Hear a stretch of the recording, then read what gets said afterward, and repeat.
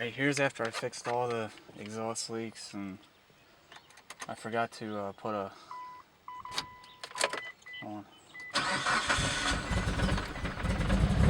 plug in the dump.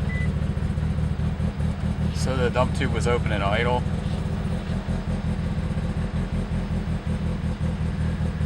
I didn't really tune the car yet. I didn't even hook the laptop up to it yet, so this is still the old tune, but it's pretty close as is. That's a full warm start right there.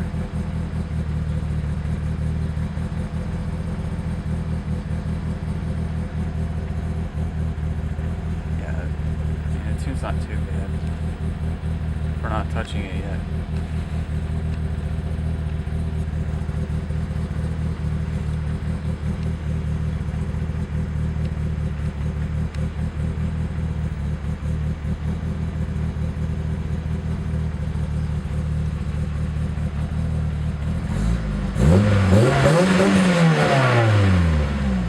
It sounds a lot quieter now after I fixed all those leaks.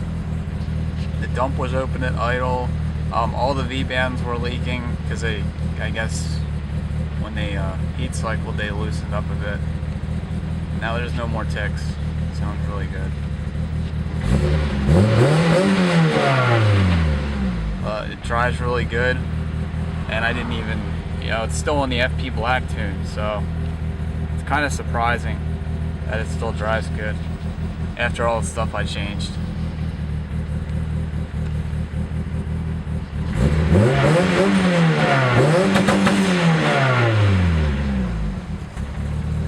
Alright, I'll show you the engine view.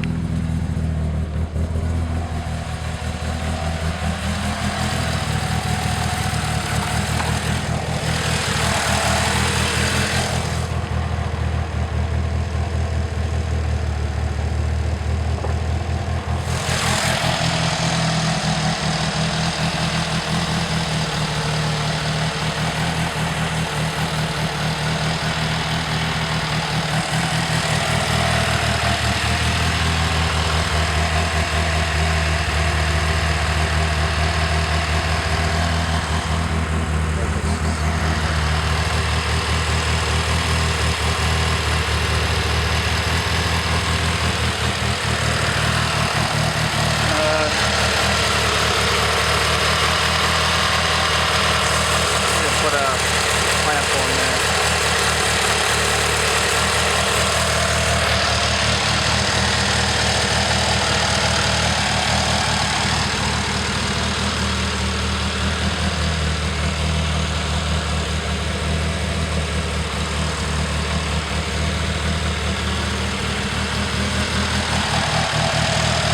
A little dirty.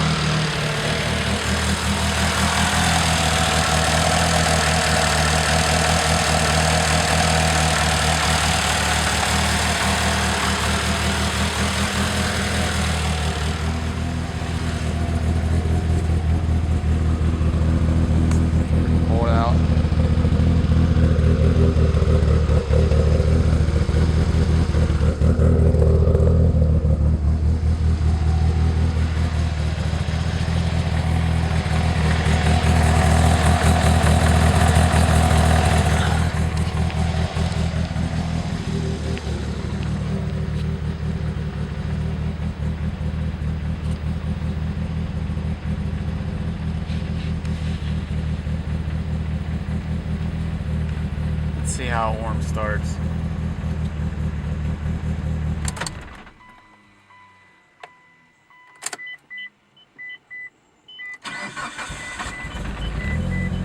It needs a little help, but I didn't hit the gas or anything, but I mean, it seems like it doesn't want to fully catch. It has a little sputter to it.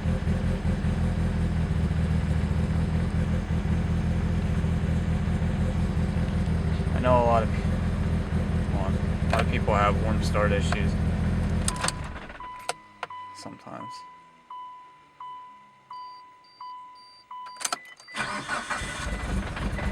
Yeah, probably just needs a little bit more fuel. Or maybe some needs to be taken out. Figure that out later.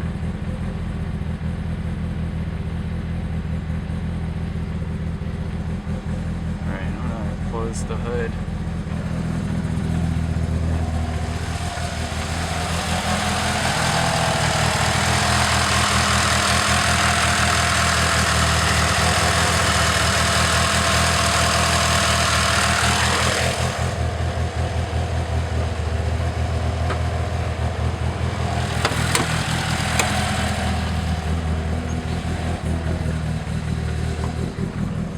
Show you how it drives, why I record and hold this camera,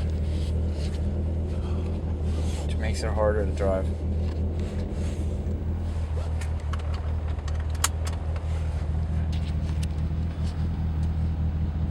Let's see here. So I'm gonna go like that. Should be using a GoPro for this actually. Make it easier and safer.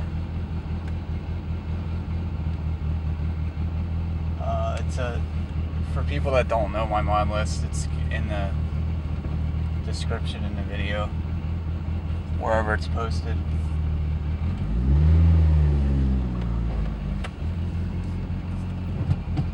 Oh, one hand. You don't have to rev it up or anything. There's no lean spike on takeoff. I know a lot of cars that are tuned on speed density have that. It doesn't have a freaking sputter or whatever the hell where most cars have it.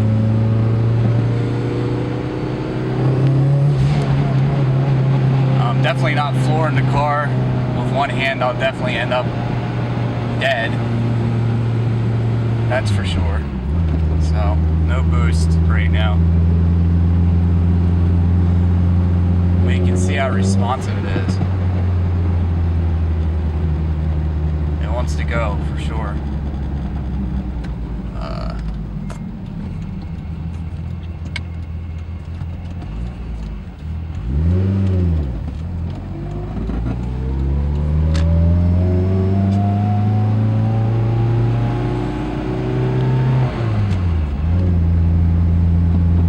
Yeah, it drives just like it did before on the smaller setup.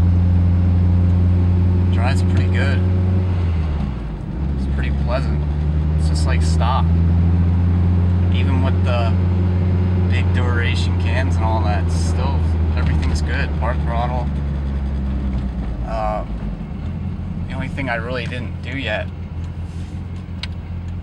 is tune it wide open throttle. I just started off in third gear right there. It's definitely, you don't want to do that. Yeah, this is not, I should have a different freaking camera.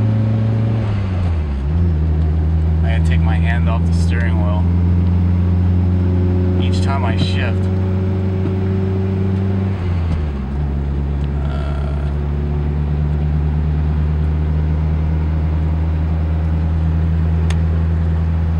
Let me put this camera down real quick.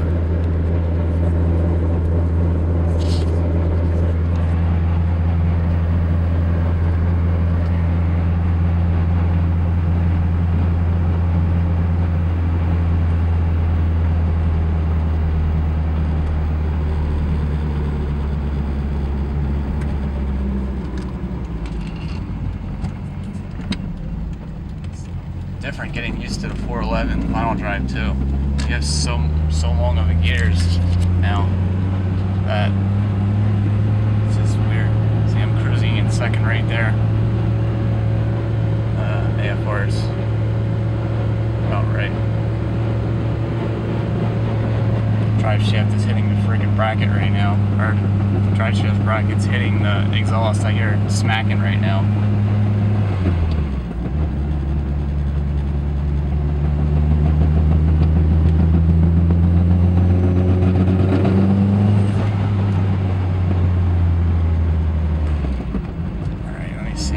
Can I take the car? to show you how it drives.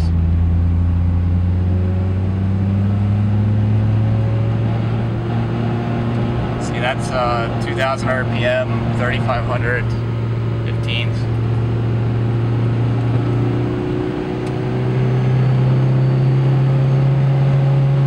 Second gear,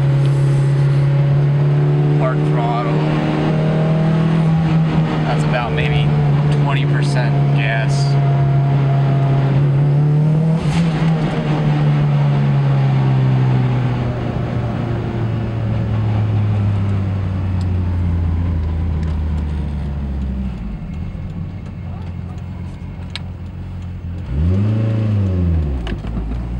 Yeah, burned the clutch there a little bit like an idiot.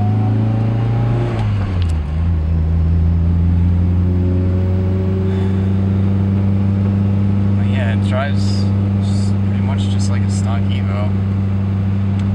Not much really to say. And if I can drive it like this, holding the camera one hand, you know, it doesn't really try to I don't know what you want to say, like hesitate or whatever. It doesn't try to do any of that stuff. It takes off real easy, real low RPM.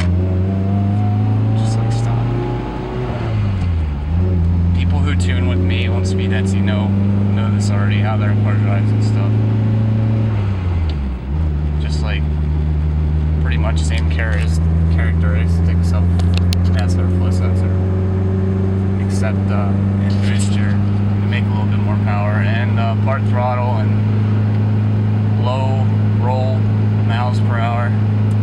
Sometimes mass airflow sensor will like have like a jaggy feeling to it, I guess you could say.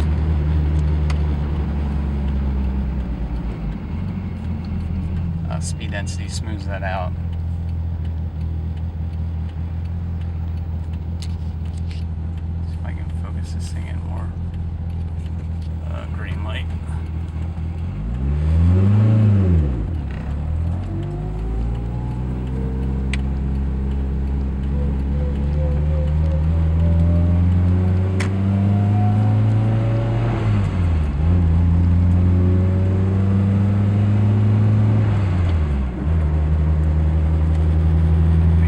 Make my shifts a little bit smoother yet. So the RPMs don't drop as fast. Other than that, it's pretty good.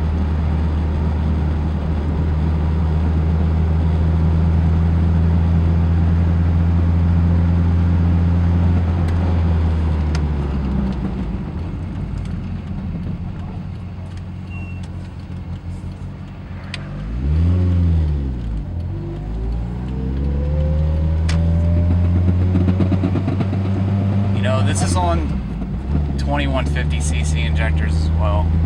I know a lot of people think that you can't tune speed stock ECU on these big injectors, but they're very wrong. You can. And it drives just like small injectors. As long as you make them spray properly, that's all you gotta do really. Just controlling the fuel that comes out of them. Just dropping them in the car and tuning them like normal, you'll get a shit ton of extra fuel coming out. See, this is second gear, $2,000. See if I can go any lower. This is on a 411 trans too, so it shouldn't be happy around this RPM and gear. If the tune was off, it would be jittering, doing all kinds of crap, sputtering. Seems to be pretty good. There.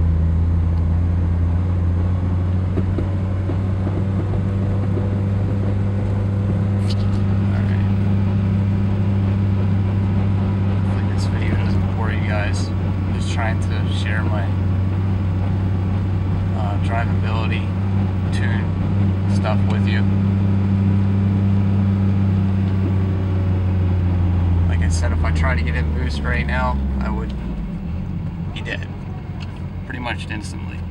There's no way I could control this car, even on wastegate pressure, with one hand. Not with the opposite hand, at least, that I'm used to driving it with. Because wastegate pressure's around 25 psi, I believe it is, 24 point something, 4, something like that, or 6.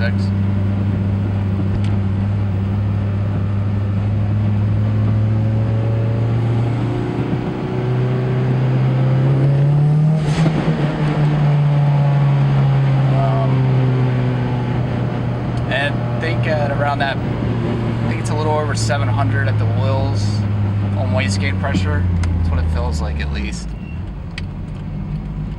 Oh shit.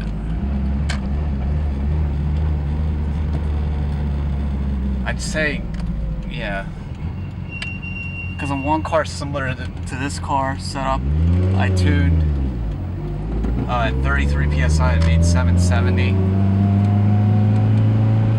The only thing difference is this car has this car doesn't have a Magnus version 5 intake manifold. This has a stock MAP Rev 3, which to me is still good. Still gets the job done. There, go up a little bit more. There you go. That's how it drives. Drives really good. My driveway is actually on a slant, kind of. I can back it up a little bit and actually show you how it takes off on a little hill.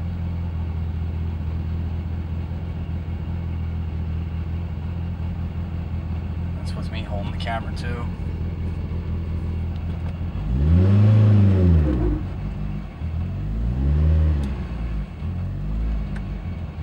Just like that. It's just like stock, really. I expected my tune to change be off quite a bit because of the bigger turbo and the forward facing, the extra displacement and all that, but it's not too bad the way it is, surprisingly. I mean, I have my base maps in here. Obviously, it took a lot more timing out, but versus the FP Black, but other than that, pretty much all the same. Well, I adjusted my let me turn this off.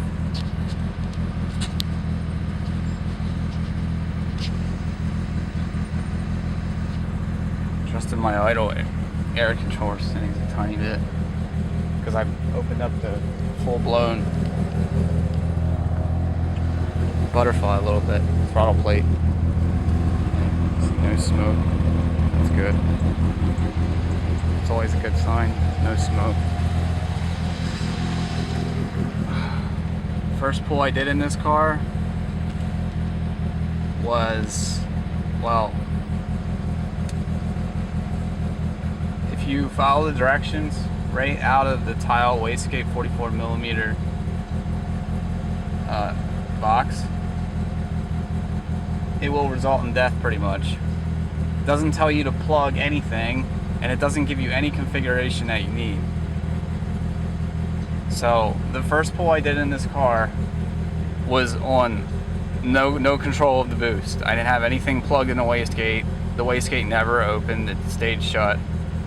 And it was probably over 40 pounds of boost, but I didn't get a feel for how fast it was because I rolled into it in third gear around 3,500 and instantly spun tires, and I let off. But by the time I let off, it was already too much sideways and it wrecked. So it had to be about $4,000 in repair. So definitely don't make that same mistake. Check the internet. Make sure your configuration is set up right before you do anything. Also,